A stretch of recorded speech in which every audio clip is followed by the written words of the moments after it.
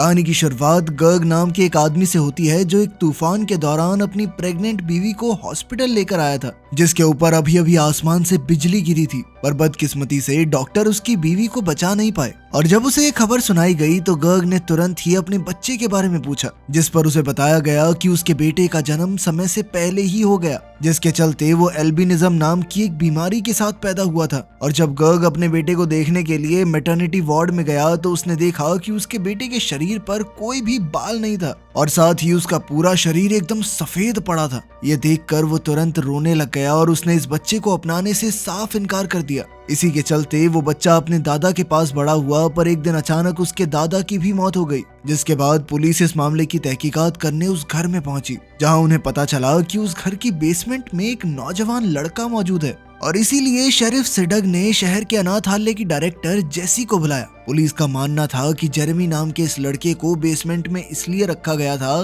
ताकि लोग उसे देख ना पाएं, क्योंकि वो दिखने में काफी अलग था। और जब जेरेमी पुलिस से मिला तो उसने बताया कि उसके दादा कॉफी बना रहे थे कि तभी अचानक वो जमीन पर गिर गए और कुछ देर बाद ही उनकी मौत हो गई। साथ ही जेरेमी ने जेसी को बताया कि वो बेसमेंट में सूरज की रोशनी से बचने के लिए रहता था, क्योंकि सूरज की रोशनी से उसकी आंखों में जलन होती है। कभी स्कूल न जाने के बावजूद जेरेमी ने हजारों किताबों को पढ़कर काफी ज्ञान इकट्ठा कर लिया था और अब तक जेसी भी समझ चुकी थी कि ये कोई आम लड़का नहीं है और इसीलिए उसने जेरेमी को अपने साथ अनाथालय ले जाने का फैसला किया। पर जैसे ही जेरेमी अपने नए घर में पहुंचा तो वो तुरंत ही सबकी नजरों में आ गया और उसके बिल्कुल सफेद शरीर की वजह से सभी उसका मजाक उड़ाते। अगले दिन लंच टाइम के दौरान वो अकेला बैठकर खाना खा रहा था कि तभी जॉनी और उसके साथियों ने जेरेमी को परेशान करना शुरू कर दिया और अब वो चाहते थे कि जेरेमी एक चम्मच को अपनी नाक में घुसाए। पर जेरेमी ने जॉनी की बात सुनने की बजाय एक चम्मच उठाकर उस पर अपना अंगूठा मसलना शुरू कर दिया, जिसके कुछ ही सेकंड बाद आसपास की सभी लोहे की चीजें उस चम्मच से आकर चिपक गई, जिसे देखकर वहां मौजूद सभी लोग हैरान थे और अब वो समझ चुके थे कि जेरेमी सच में बहुत ज्यादा अलग है। उस दिन जेसी उसे एक डॉक्टर के पास लेकर गई, जिसने उसकी अच्छे से जांच करके बताया कि शरीर पर एक भी बाल ना होने के बावजूद भी जेरेमी बिल्कुल स्वस्थ है और कुछ ही दिनों में जेरेमी की खास लेंस भी आने वाले हैं, जिसके बाद वो सूरज में बिना चश्मों के आराम से घूम सकेगा। जेरेमी बाकी बच्चों से काफी ज्यादा होशियार था, इसलिए जेसी ने उसे एक खास स्कूल में भेजने का फैसला किया, जहां एक क्लास के दौरान टीचर ने बच्चों को बिजली के बारे में समझाने के लिए एक हाई वोल्टेज सोर्स का इस्तेमाल किया, जिसके शुरू होते ही जेरेमी कांपने लग गया और उसे देखते ही लिंडसे को एहसास हो गया कि उसके साथ कुछ तो गलत हो रहा है। और इससे पहले कि वो कुछ कर पाती, जेरेमी ने सारी बिजली को अपनी तरफ खींच लिया, जिसके चलते उसका शरीर हवा में उड़ने लग गया और इसलिए टीचर ने उस सोर्स को ही तबाह करने का फैसला किया। जेरेमी को बेहोश देखकर टीचर डोनाल्ड ने उसे जगाने की काफी कोशिश की, पर जैसे ही डोनाल्ड ने जेरेमी को छुआ तो उसके हाथ के सारे बाल खड़े हो गए,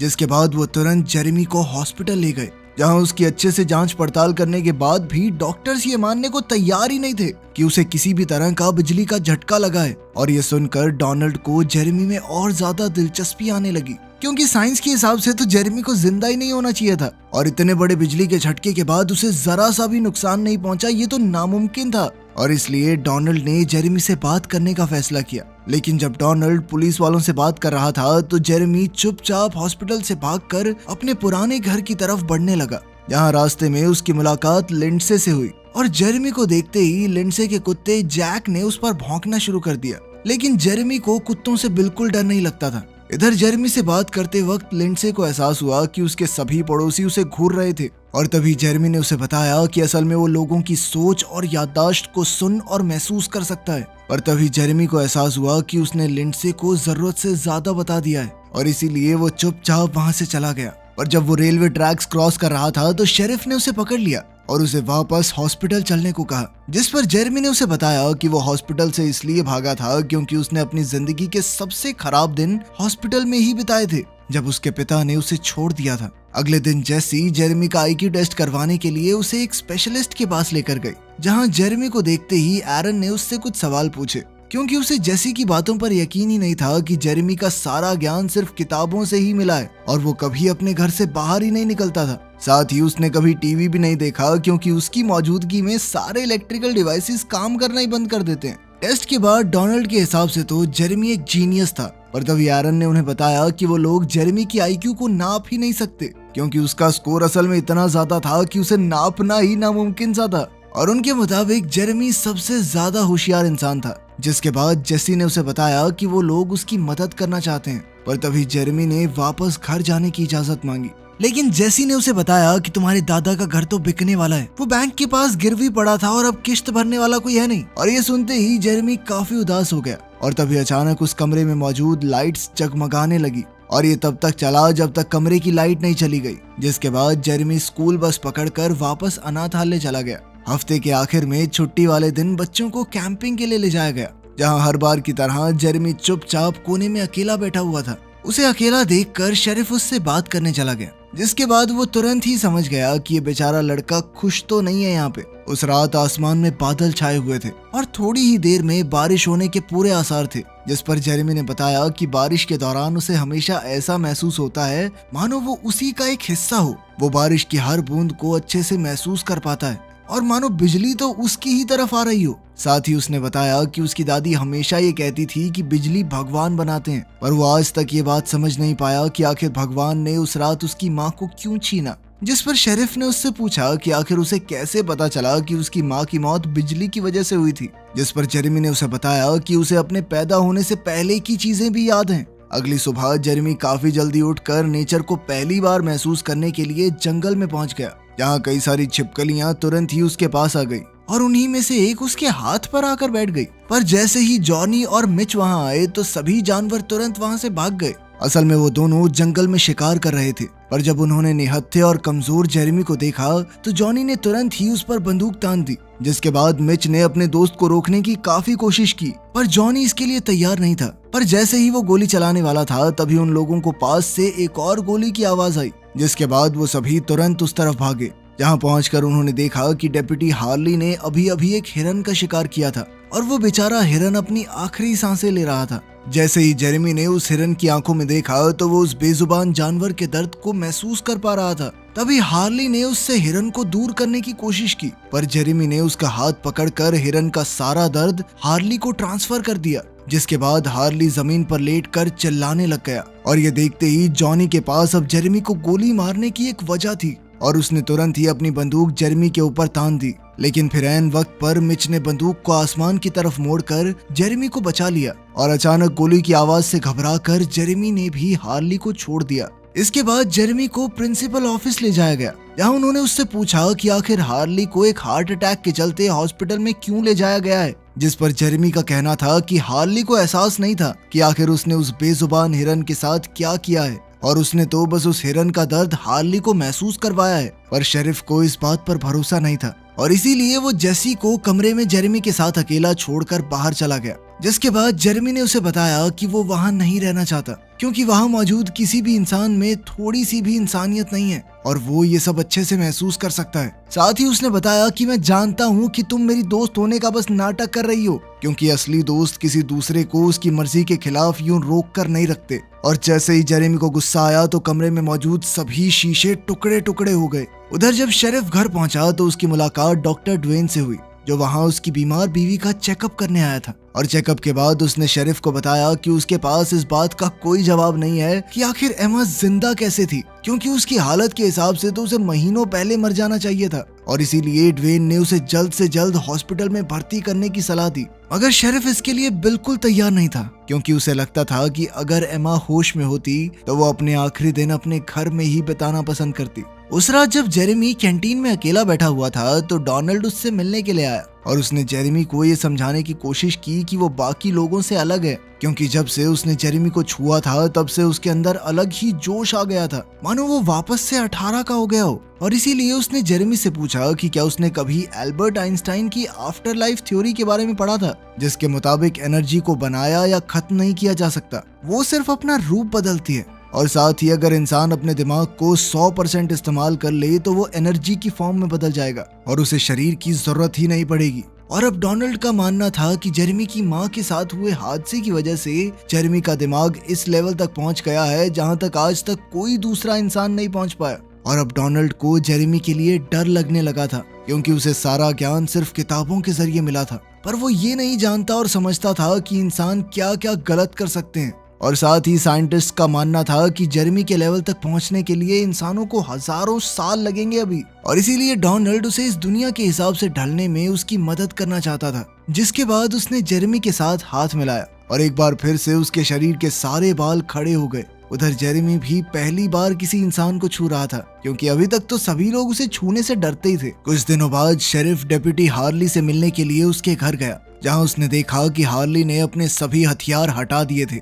और इस बारे में जब शेरिफ ने हार्ली से पूछा तो उसने बताया कि जिस दिन उसने हिरन का शिकार किया था तो जेरेमी ने उसका हाथ पकड़कर उसे हिरन के दर्द को महसूस करवाया, जिसके बाद उसका पूरा शरीर कांपने लग गया और ये उसकी जिंदगी का सबसे डरावना और दर्दनाक एक्सपीरियंस था। उसे ऐसा महसूस हो रहा था मानो उसकी मौत हो रही हो, और उस एहसास के बाद वो अब किसी को जान से मारने के बारे में सोच तक नहीं सकता। उसकी सारी बात सुनने के बाद शेरिफ ने जेरेमी से मिलने का फैसला किया, जिसके बाद वो जेसी से परमिशन लेकर जेरेमी को अपने घर इस उम्मीद से ले गया कि वो उसकी बीवी की कुछ मदद कर सके। खैर, शेरिफ के घर पहुंचकर जेरेमी ने एमा के सर पर हाथ रखा ताकि वो उसके दिमाग में चल रही बातों को समझ सके। जिसके बाद उसने शेरिफ को बताया कि उसकी बीवी तब तक अपना शरीर नहीं छोड़ सकती जब तक उसे विश्वास नहीं हो जाता कि उसके जाने के बाद उसका बेटा और पति आराम से रह पाएंगे। असल में शेरिफ ने कई सालों से अपने बेटे से बात नहीं की थी और उसके मुताबिक ये चीज सिर्फ उसके परिवार के लोगों को ही पता थी। पर जब जेरेमी ने उसके बेटे स्टीव की बचपन की एक और चीज बताना शुरू किया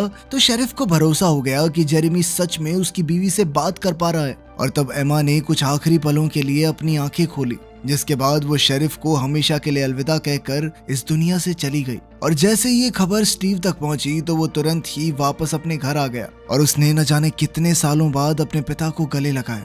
खैर, कुछ दिन बाद लिंडसे ने जेरेमी को पार्क में मिलने बुलाया और वो इस मौके पर जेरेमी से जानना चाहती थी कि आखिर लोग अंदर से कैसे होते हैं। जिस पर जेरेमी ने बताया कि ज्यादातर लोग अपने आसपास की दुनिया से जुड़े नहीं हुए, पर लिंडसे को उसकी ये बात समझ नहीं आई। इस पर जेरेमी ने उसे समझाया कि तुम्हारी कोई गलती नहीं है, असल में इंसानी दिमाग एक लिमिट तक ही सोच सकता है, और इसी के चलते लोग ये नहीं समझ पाते थे कि इस दुनिया में मौजूद हर एक जिंदा चीज किसी न किसी तरीके से जुड़ी हुई है। और इसी चीज को साबित करने के लिए उसने लिंडसे का हाथ पकड़ लिया, जिसके बाद वो दोनों एक दूसरे के मन को पढ़ पा रहे थे। और इसी दौरान लिंडसे को पता चला कि जेरेमी जिस दिन पैदा हुआ था उसी दिन उसके पिता ने उसे छोड़ दिया था, और ये जानकर उसे बहुत ज्यादा दुख हुआ। एक दूसरे को पूरी तरह जानकर वो काफी करीब आ गए, और तभी अचानक से लिंडसे के पिता ने उन्हें देख लिया और वो जेरेमी पर चिल्लाने लगे। ये देखकर जेसी तुरंत ही जेरेमी को बचाने के लिए वहां पहुंच गई, पर जाने से पहले लिंडसे के पिता ने जेरेमी को उसकी बेटी से दूर रहने की धमकी दी। इतना कुछ झेलने के बाद जेरेमी ने उस शहर से दूर जाने का फैसला किया, पर जाने से पहले वो एक आखिरी बार बास्केटबॉल कोर्ट में गया, जहाँ एक बार फिर से उसका सामना जॉनी और उसके साथियों से हुआ। जिस दौरान जब उसने जॉनी को छुआ तो उसे जॉनी की एक बहुत दर्दनाक याद के बारे में पता चला। असल में जॉनी ने बचपन में अपने सौतेले बाप से बहुत मार खाई थी, और इसी के चलते वो बड़ा होते हुए एक गुस्सैल लड़का बना। पर जब जेरेमी ने उसे इस हादसे के बारे में बताया तो जॉनी ने गुस्से में उसके कपड़े उतार कर उसे गंदे पानी में फेंक दिया। और जब जेरेमी वापस खड़ा हुआ तो सभी लोहे की चीजें अचानक उसकी तरफ खींचने लगी, और तभी अचानक उसके ऊपर बिजली आकर गिरी, जिसके चलते सभी लोग डर गए थे। अचानक बिजली के जमीन पर गिरने की वजह से वो सभी लोग नीचे गिर चुके थे। सबके उठने के बाद भी जब जॉनी जमीन पर ही पड़ा रहा तो वो सभी उसे देखकर थोड़ा घबरा गए। जॉनी के दिल की धड़कन रुक चुकी थी, मगर जेरेमी ने अपने शरीर के इस्तेमाल से जॉनी को कुछ बिजली के झटके दिए, जिससे वो वापस होश में आ गया।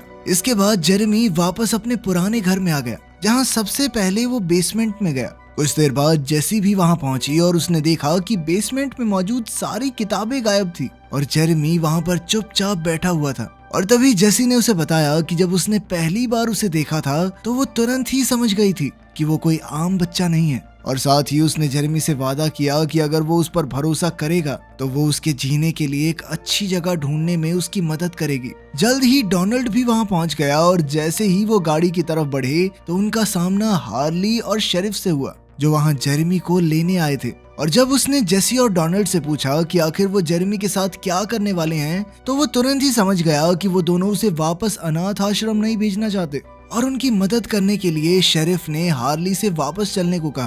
पर हार्ली ये करने को तैयार नहीं था, और उसने तुरंत ही हेडक्वार्टर्स तक मैसेज पहुंचाने के लिए अपना वॉकी टॉकी निकाल लिया। पर शेरिफ ने उससे उसका रेडियो छीनकर हवा में फेंक दिया, जिसके बाद जेरेमी सभी को अलविदा कहकर तेजी से खेतों की तरफ भागने लगा और तभी अचानक से बिजली आकर सीधा जेरेमी से टकरा गई। पर इसके बावजूद भी वो लगातार भागता रहा और देखते ही देखते गायब हो गया। ये सब देखकर वो चारों समझ गए थे कि जेरेमी उन्हें छोड़कर किसी बेहतर जगह पर चला गया है। अब उसका दिमाग इतना विकसित हो चुका था कि उसे इस दुनिया में रहने के लिए शरीर की जरूरत नहीं थी। वीडियो पसंद आई तो लाइक कर देना, चैनल को सब्सक्राइब कर लेना। मिलते हैं अगली वीडियो में।